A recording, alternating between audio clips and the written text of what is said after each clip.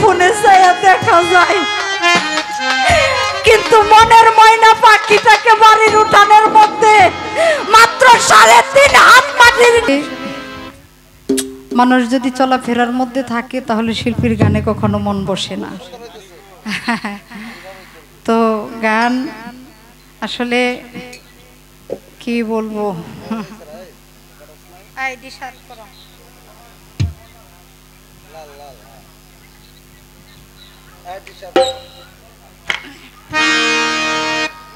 মুর্শিদি গান তো 2টা গাইলাম। তো আমাদের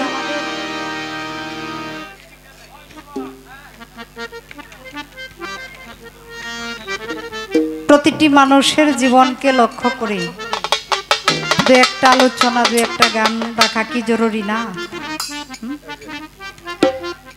দেখেন বাবা, আজকে আমার যৌবন কাল, এই যৌবনটা কালকে কিন্তু আর থাকবে না। না থাকবে বাবা? একদিন যৌবন ছিল, আজকে নাই। একদিন এইভাবে যেদিন এসেছিলাম, ওই যে গানের মধ্যে বলা আছে, পিছন দিকে চেয়ে দেখি বেলা যাই ডুবিয়া, সঙ্গের সাথে ছিল যারা যারা সবাই যাই চলিয়া। এই বেলা কোন বেলা? জীবনের বেলা।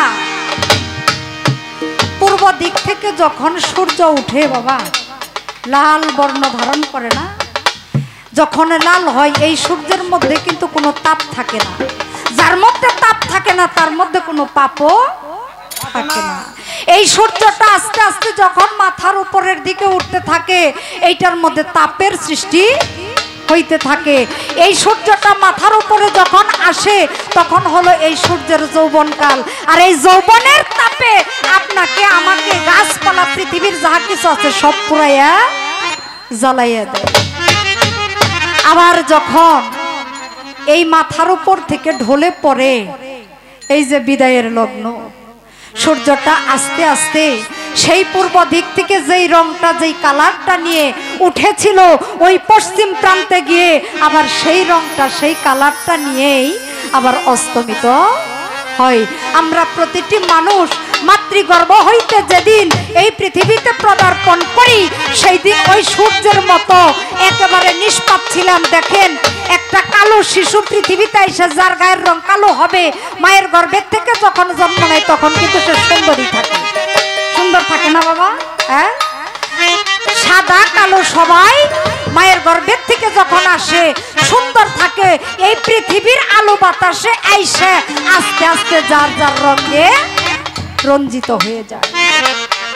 ওই সূর্যের মতো নিষ্পাপ হয়ে এসেছিলাম।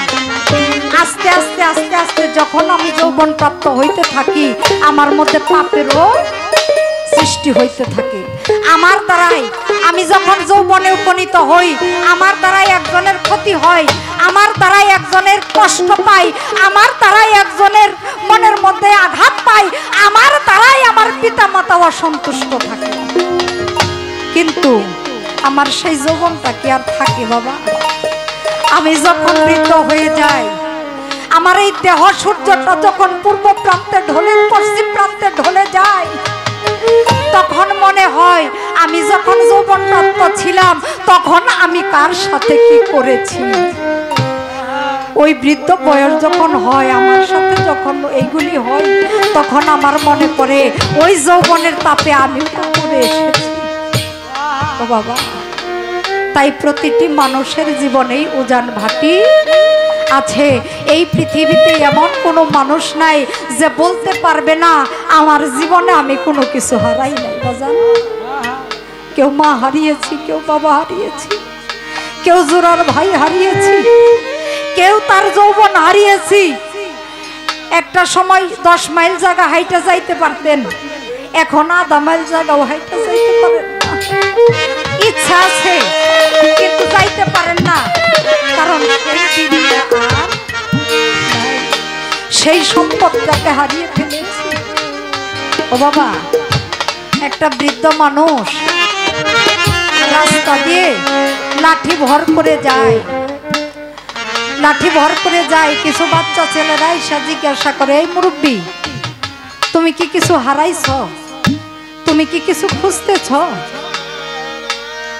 মুরব্বিটা তাকাইয়া ওই বাচ্চাদের দিকে তাকাইয়া দুই চোখের পানি ছেড়ে দিয়ে কয়, বাবা রে, অনেক কিছু হারাইছি জীবনে,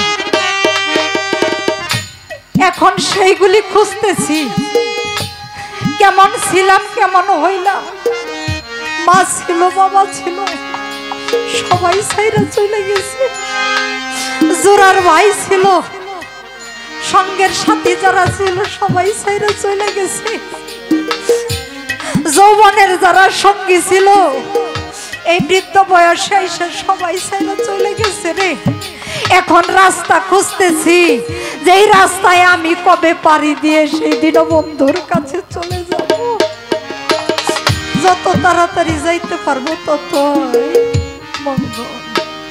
এই পৃথিবীটা থাকার জায়গা নয়, তাই আমরা যে যাহাই কিছু করি না কেন আমাদের সেই মরণের কথা স্মরণ করতে হবে।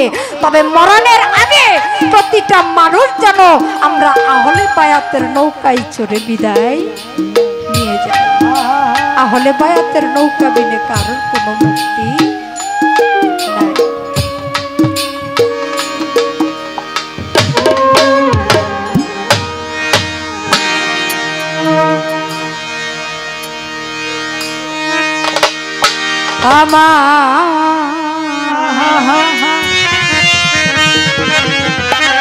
সুখ পাখিটা গেছে মারা একটা তীরে তীরে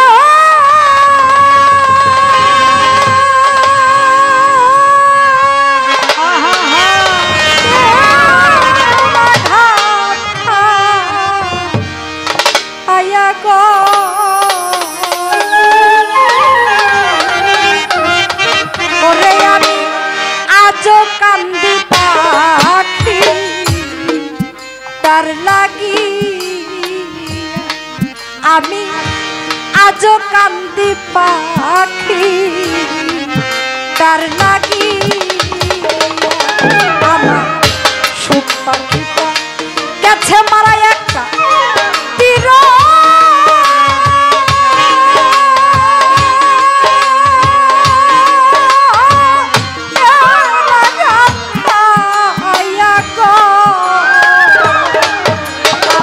সুখ পাখিটা গেছে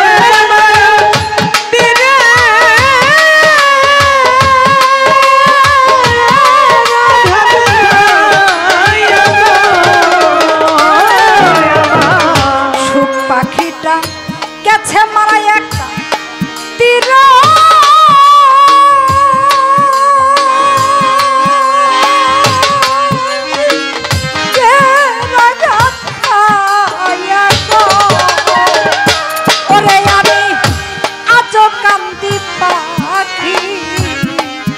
তার লাগি। আমি আজও কান্দি পাখি তার লাগে।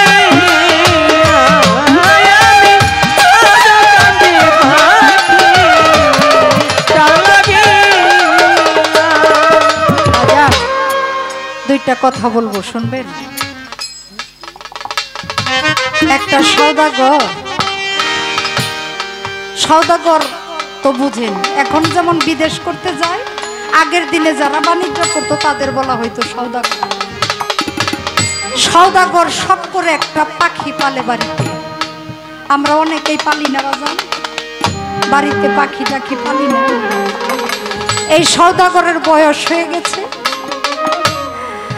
তার মনে ইচ্ছা জাগছে আরেকটা বার সে সওদা করতে যাবে। ঘরে গিয়ে তার স্ত্রীকে ডাক দিয়ে বলছে, বিবি গো, আমার মনে চাইছে আমি আর একবার সওদা করতে যাব, বাণিজ্য করতে যাব, তা আমি অল্প সময়ের জন্য যাব, তোমাদের জন্য কিছু আনতে হবে। দেখেন স্ত্রী ডাক দিয়ে বলছে, হ তুমি এইবার অনেকবার বাণিজ্য করছো, আমার একটা শখ ছিল একটা গজমতির হার আনবা, এই পর্যন্ত হয় নাই, কিন্তু এইবার গেলে কিন্তু আনতেই হবে। বাজান, যারা বিদেশে থাকে আছে না, যখন বাড়ি আসবো বউরে কয় অমুক তারিখে আমি বাড়ি আসতেছি, এত বড় একটা ফাইল লিখে পাঠাইয়া দেয়। এয়ারপোর্ট যাই রিসিভ করার জন্য গিয়া জামাই কেমন আছে না আছে এটা আমি একটু কমই জিগাই। গাড়িতে ওঠার সাথে সাথে এই ফাইলে যা লেখা দিছিলাম আনছনি, কোনো কিছু তো বাদ পড়ে নাই। কয় না এরকম ডাক দিয়া কয় এইবার আমার জন্য একটা গজমতি হার আনতে হবে। বলে ঠিক আছে। ঘরে গিয়ে ছেলে মেয়েকে ডাক দিয়া জিজ্ঞেস করছে তোমাদের জন্য কিছু আনতে হবে? তারাও তাদের চাহিদা মতো বলছে যে আমাদের জন্য এটা আনতে হবে ওইটা আনতে হবে। ঘরের ভিতরে বৃদ্ধা মা মাইরে গিয়া ডাক দিয়া কইছে মা আমি তো বাণিজ্যে যাব, তোমার জন্য কি কিছু আনতে হবে? জনম দুঃখী মারে মাই দুই চোখের পানি ছাইরা দিয়া কই বাজান রে, এই পৃথিবীতে একজন মায়ের সবচাইতে বড় উপহার হইল সন্তানের মুখে একটা মা ডাক শোনা। ও বাজান তোর মতো একটা সন্তান পাওয়ার জন্য কত মাজারে মাজারে গিয়া মানত করছি। আল্লাহ তুমি আমার একটা সন্তান দিও, কামাই খাইতে না আমি যেন একটা মা ডাক শুনতে পারি। ও বাজান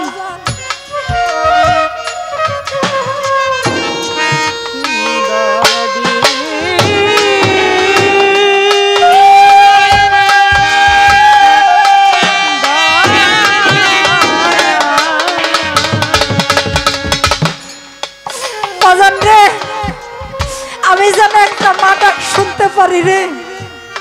তারপরে তুই যখন গর্ভে আসলি আমার মায়েরা কইতে পারবো, কারো কারো 1.5 মাস 2 মাস 3 মাস পরে যখন বুঝতে পারে যে আমার পেটের মধ্যে একটা সন্তান আসছে, আমার সেই আকাঙ্ক্ষিত সম্পদ দুনিয়া আসতে চলেছে, মাই কিছু খাইতে পারে না। সন্তান পৃথিবীতে আসা পর্যন্ত মাই ঘুমাইতে পারে না রে, না খাইয়া না নইয়া 10 মাস 10 দিন মা এই কঠিন বোঝাটা গর্ভে ধারণ করেছে।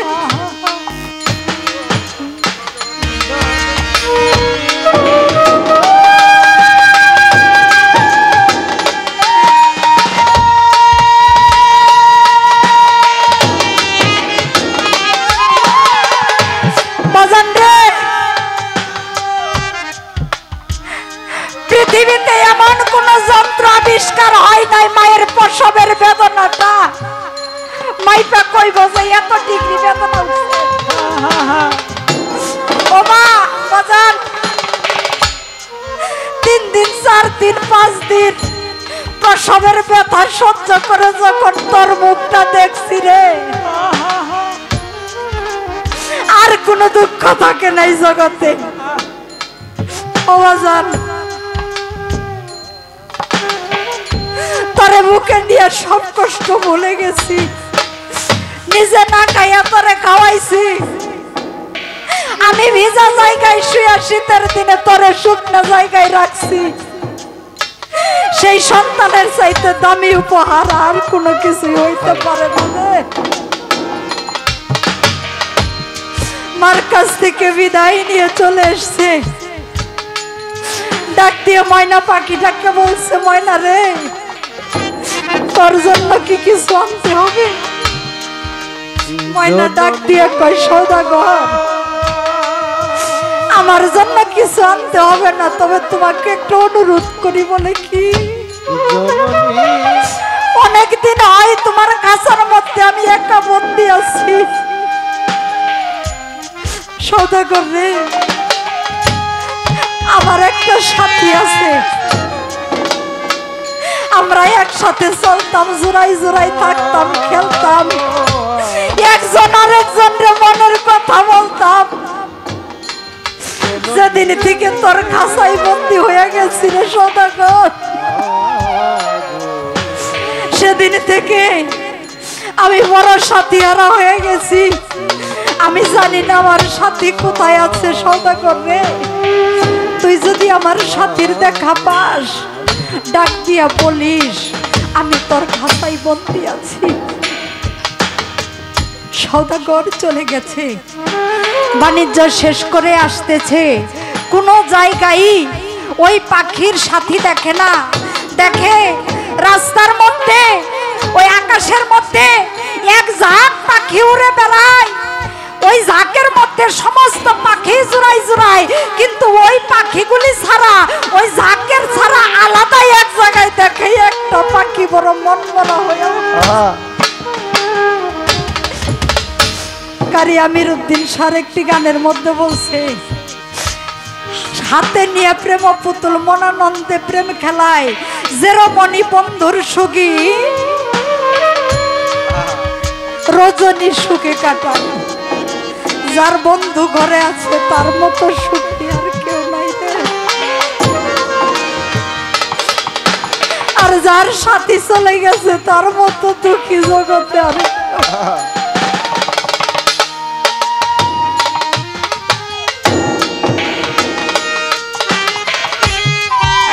পাখিটাকে সওদাগর ডাক দিয়ে বলছে, পাখি রে, তোর জোড়ার সাথীটা আমার খাঁচার মধ্যে বন্দি, আমাকে বলেছে তোরে জানি খবরটা আমি পৌঁছে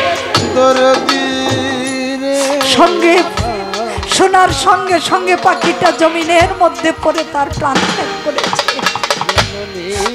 সওদাগর মনে মনে চিন্তা করে, একটা পাখি আমি খাঁচায় বন্দি করে রেখে তো অপরাধ করেইছি, আমি আর একটা পাখিকে সংবাদ দিয়ে হত্যা করে ফেললাম। খুব মনমরা হয়ে বাড়িতে চলে এসছে, এসে সবাইকে যার যার জিনিস বুঝিয়ে দিয়ে ওই ময়না পাখিটার কাছে গিয়ে দাঁড়িয়েছে। ময়না ডাক দিয়ে বলছে, সওদাগর, ও সওদাগর,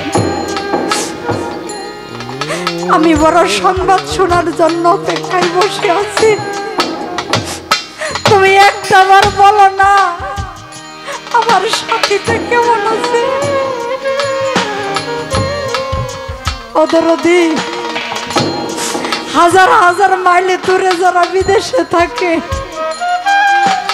না হইলেও সপ্তাহে মাসে এখন দিনে যখন মন চাই তখনই কথা বলা যায়, তাই না? ভিডিও ফোনে চাইয়া দেখা যায়, কিন্তু মনের ময়না পাখিটাকে বাড়ির উঠানের মধ্যে মাত্র 3.5 হাত মাটির নিচে রেখে দিয়েছি,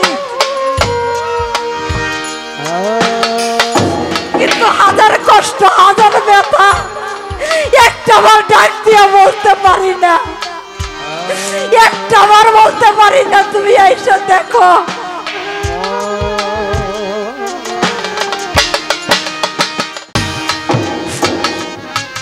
ময়না ডাক দিয়ে বলছে, সওদাগর কিছু তো বলো। সওদাগর ডাক দিয়ে বলছে, ময়না রে, তোর সংবাদটা বলার সঙ্গে সঙ্গে তোর জোড়ার পাখিটা মারা গেছে, আমি তোকে উন্মুক্ত করে দিলাম, তুই চলে যা। ময়না ডাক দিয়ে বলছে, সওদাগর রে, এতদিন আশাইছিলাম, এতদিন তোর খাঁচার মধ্যে বন্দি থাকলেও আশাইছিলাম যে এখান থেকে যদি কোনোদিন মুক্তি পাই, আমার সাথী আমার সঙ্গীর দেখা পাবো, অন্তত একটু সময় যদি কাছে পাই, একটা সুখের রজনী আমি তার সাথে কাটাবো। কিন্তু আমার সেই বন্ধু আমার সাথে যখন চলে গেছে রে, আমার এই জীবনটাই খাওয়ার কোনো লাভ নাই। সঙ্গে সঙ্গে ওই পাখিটা নিজের প্রাণ ত্যাগ করেছে।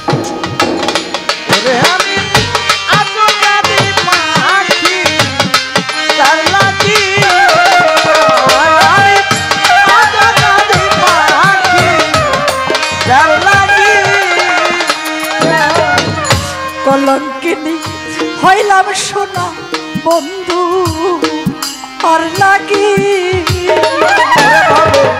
কলঙ্কিনী হইলাম রে সোনা বন্ধু আর লাগি, কলঙ্কিনী হইলাম সোনা বন্ধু আর লাগি তবুও তার মন পাইলাম না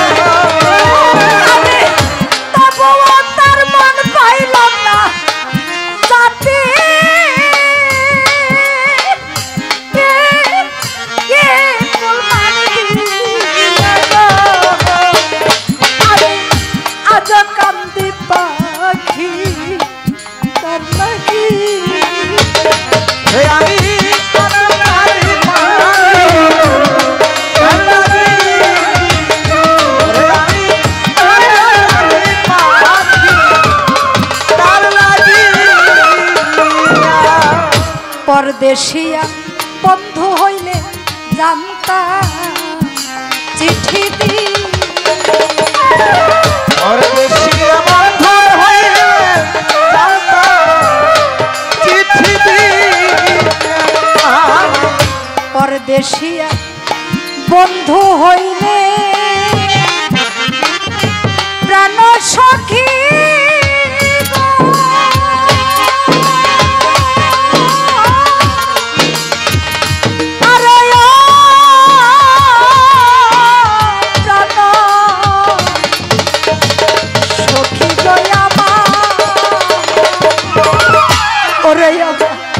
পরদেশী বন্ধু হইলে চিঠি দি আমার ছেড়ে গেছে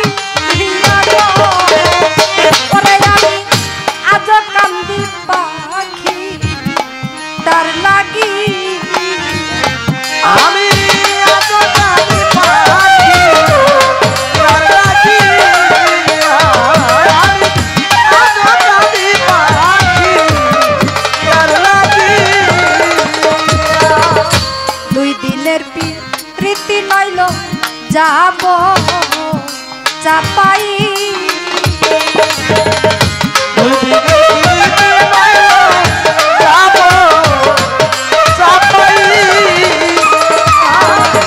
দুই দিনের প্রীতি নইল বুকে যাব চাপা দি এতদিনের ভালোবাসা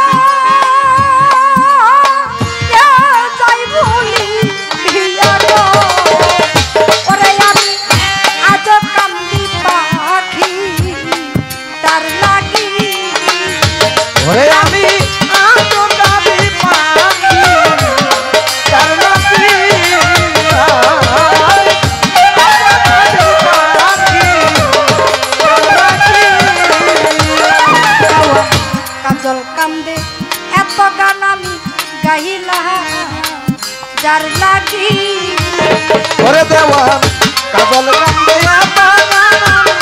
গাইলা যার লাগি প্রাণ সখী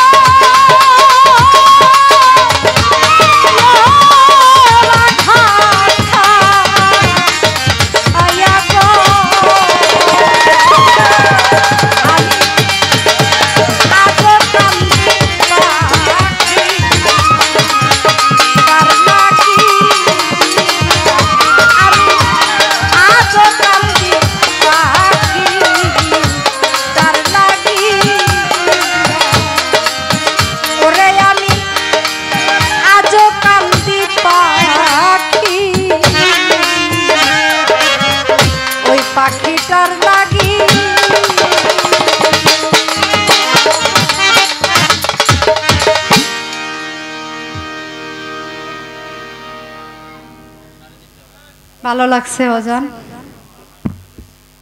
যাই হইল একটু আত্মায় শান্তি দিতে পারলেই মানে রাত্রি জাগাটা সার্থকতা। একটি গানের আদেশ আছে, এই গানটা গেয়ে বসে যাব। হ্যাঁ।